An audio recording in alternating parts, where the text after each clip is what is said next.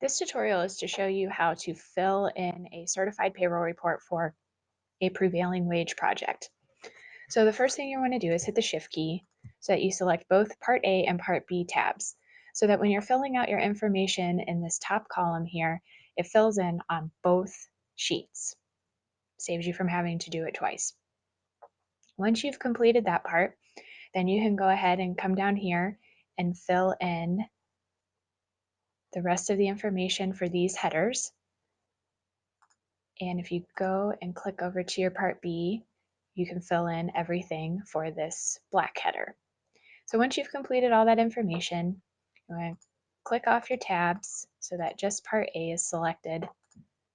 And that's when you can use your printout from your accounting software to start filling in the hours that were worked on the prevailing wage job and any gross and net uh, pay information. So you come down here and you find the employee that worked on this job and only the hours that they worked. So let's say it was 4 hours for this person on Monday, and then they worked another 5 hours on Thursday, and that's all they worked on the prevailing wage job. You can see here that the formula will calculate the total hours that they worked.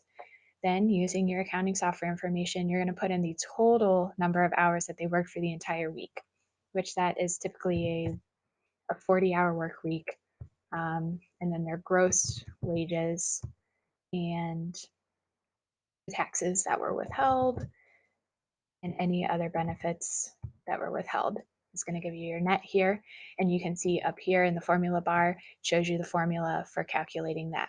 So once you've gone through and you've entered all of the employees' information for that week, this week ending date, which is your last day of the payroll, you're set. Now, in the event that no one worked on the job that week for whatever reason, you're going to go to Insert, Word Art. I like this red one. You're going to type no work performed and put it right over your sheet. And obviously, you wouldn't have any hours or any calculations because nothing was done. It would just be no work performed, and you would go to your Part B tab and do the exact same thing.